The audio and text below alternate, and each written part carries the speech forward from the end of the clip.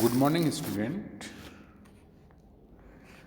आज हम BA part second sociology paper first methods of social investigation अर्थात सामाजिक अन्वेषण की पद्धतियों के अंतर्गत टॉपिक सैम्पलिंग मेथड के बारे में चर्चा करेंगे।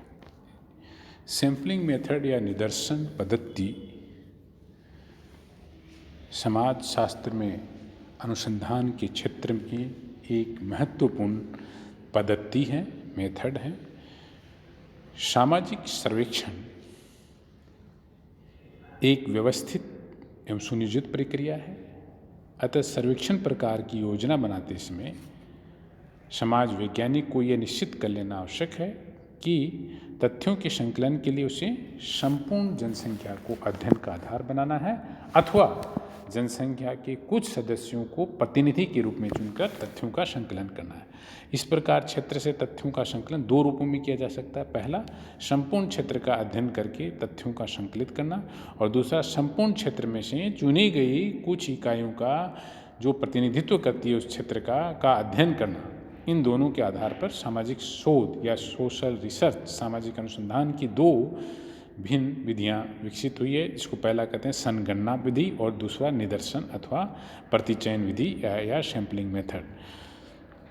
संगणना मेथड या सेंसस मेथड जिसको कहते हैं वो है, संगणना विधि में अनुसंधानकर्ता संपूर्ण क्षेत्र का अध्ययन करता है।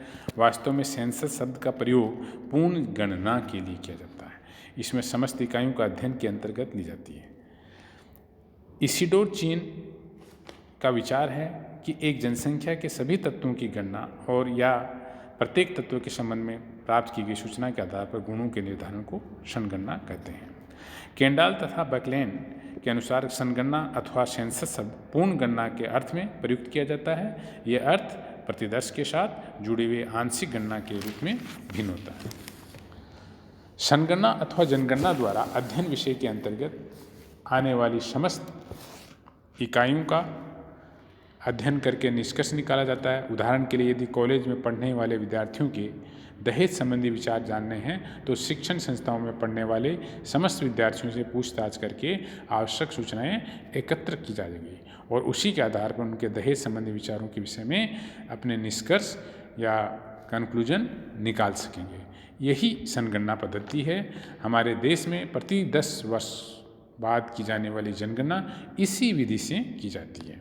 इसमें प्रत्येक परिवार से संबंधित सूचनाएं एकत्रित की जाती है और जहां पूर्ण शुद्धता की आवश्यकता होती है वहां संगणना विधि प्रयुक्त की जाती है। संगणना द्वारा अध्ययन का प्रचलन आज कम होता जा रहा है क्योंकि इस प्रकार का अध्ययन वहीं संभव है जहां पर अध्ययन का क्षेत्र छोटा हो।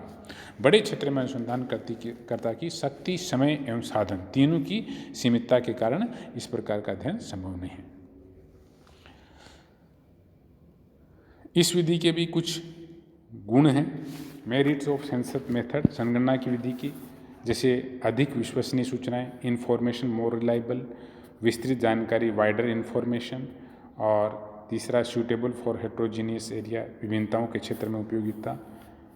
अधिक विश्वसनीय सूचनाएं, संगणना विधि द्वारा अनुसंधान करने पर प्राप्त तथ्य अधिक विश्वसनीय एवं परिशुद्ध होते हैं। विस्तृत जानकारी, संगणना विधि से प्रत्येक इकाई के विषय में विस्तृत जानकारी प्राप्त हो जाती है जिसके परिणाम स्वरूप समस्या से संबंधित किसी प्रकार का कोई पक्ष अछूता नहीं रह जाता है। तो निष्कर्ष के आधार पर संगणना विधि का प्रयोग इस प्रकार के अध्ययनों के लिए उपयोगी हो रहती है जिनकी इकाइयाँ विषम गुणों वाली हो, जब शोध का क्षेत्र अत्यंत छोटा हो, जब परिशुद्धता की अत्यंत आवश्यकता हो, जब प्रत्येक इकाई का अध्ययन करना अपेक्षित हो और जहाँ अनुसंधानकर्ताओं के पास समय, धन एवं साधनों की पर्याप्तता हो।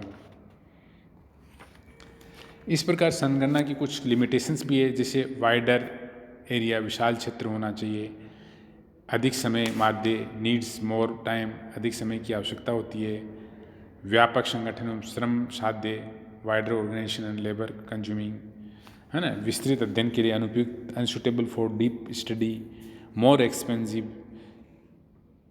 तो इन सीमाओं के कारण संगणना विधि की सीमाओं पर प्रकाश डालने के लिए यह निष्कर्ष निकलता है कि आज के समय में जब धन, शक्ति एवं समय इन तीनों दृष्टियों से ही व्यक्ति अक्षम है तो ये विधि अध्ययन के लिए ज़्यादा उपयुक्त नहीं है।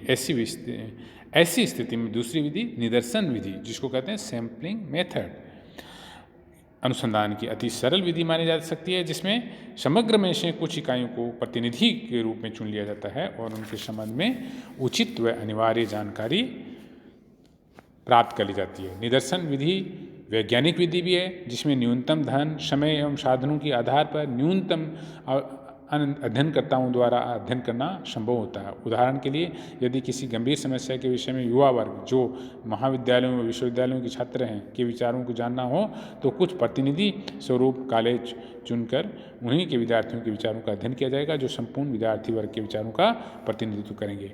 ये विधि निदर्शन विधि कहलाती है या सैम्पलिंग मेथड, सैंपल। तो सैम्पलिंग विधि जो है अनुसंधान की समस्त इकाइयों के अध्ययन के लिए जब कुछ इकाइयों को ही विश्लेषण या निष्कर्ष के लिए चुना जाता है तब यह अध्ययन निदर्श अथवा प्रतिदर्श अध्ययन कहलाता है या सैम्पलिंग मेथड कहलाता है।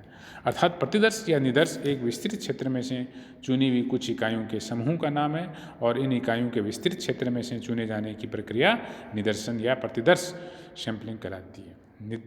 निदर्शन का प्रयोग सदैव से ही होता रहा है, लेकिन दैनिक जीवन में भी इसका प्रयोग होता रहता है। बाजार से गेहूँ, चावल, दाल आदि खरीदते समय बोरियों में से एक मुट्ठी अनाज लेकर उसकी जांच की जाती है और उसे आधार पर उसका मूल्यांकन किया जाता है, अनाज का मूल्यांकन किया जाता है कि वह अच्छा है अथवा खराब। गृहिणियाँ खाना पकाते समय सब्जी, दाल आदि की इस प्रकार जाँच करती है वह बनी अथवा नहीं। इस प्रकार समग्र में से चुने गए कुछ को जो कि समग्र का प्रतिनिधित्व करते हैं निदर्शन कहते हैं। अर्थात निदर्शन संपूर्ण समग्र न होकर उस समग्र का एक छोटा भाग या केवल कुछ इकाइयाँ होती हैं जो कि समग्र की आधारभूत विशेषताओं का उचित प्रतिनिधित्व करती हैं।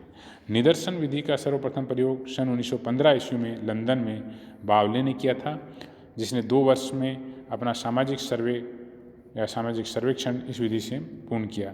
तब से लेकर आज तक इस विधि में काफ़ी सुधार किया गया है। आज तो ये अनुसंधान का एक आवश्यक चरण बन गया, आवश्यक स्टेज बन गया है।